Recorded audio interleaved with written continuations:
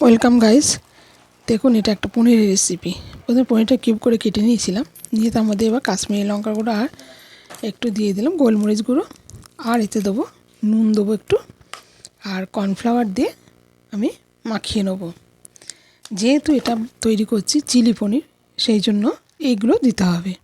তা খুবই সাধারণভাবে করেছি আমি, বিশেষ কিছু দিইনি। আর একটু দিয়েছিলাম আদা আর লঙ্কার একটু পেস্ট, এটা দিয়ে আমি মাখিয়ে রাখবো। মাখানো হয়ে গেলে আর এরকম বাটিতে যে কর্নফ্লাওয়ারটা নিচেটা লাগলে আবার নিয়ে নেবো, না হলে এটা জল দিয়ে গুলতে হবে।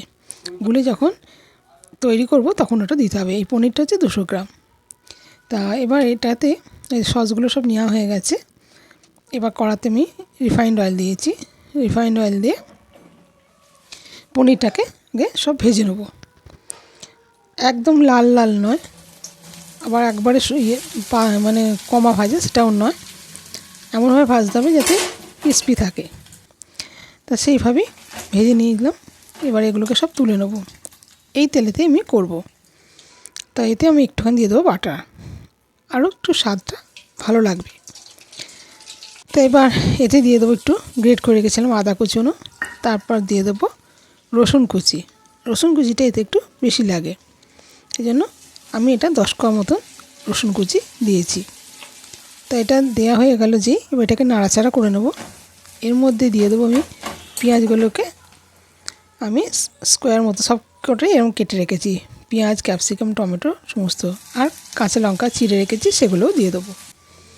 একে একে সব দিয়ে দিলাম, দিয়ে এবার নাড়াচাড়া করে নেবো। মানে একটা করে দিচ্ছি, নাড়াচাড়া করে নিচ্ছি। এবার সমস্তটা দিয়ে নাড়াচাড়া করব। নাড়াচাড়া করে নিয়ে হালকা যখন ভাজা হয়ে যাবে, এটা বেশি ভাজলে ভালো লাগবে না, স্বাদটাও পাল্টে যাবে, সেই জন্য হালকা ভেজে নিয়ে এবার এর মধ্যে দিয়ে দিলাম সয়া সস।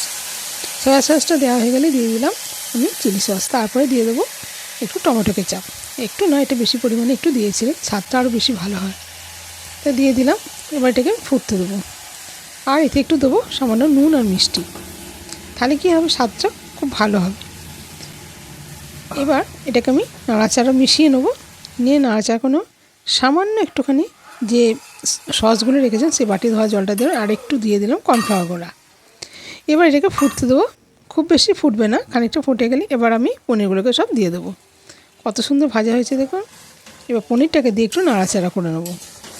নাড়াচাড়া করে নিলেই আমার তৈরি হয়ে যাবে। নিয়ে নামিয়ে আমি গরম গরম পরিবেশন করব। কেমন লাগলো রেসিপিটা? যদি ভালো লাগে চ্যানেলটাকে সাবস্ক্রাইব করুন, পাশে থাকবেন, লাইক কমেন্ট করতে ভুলবেন না।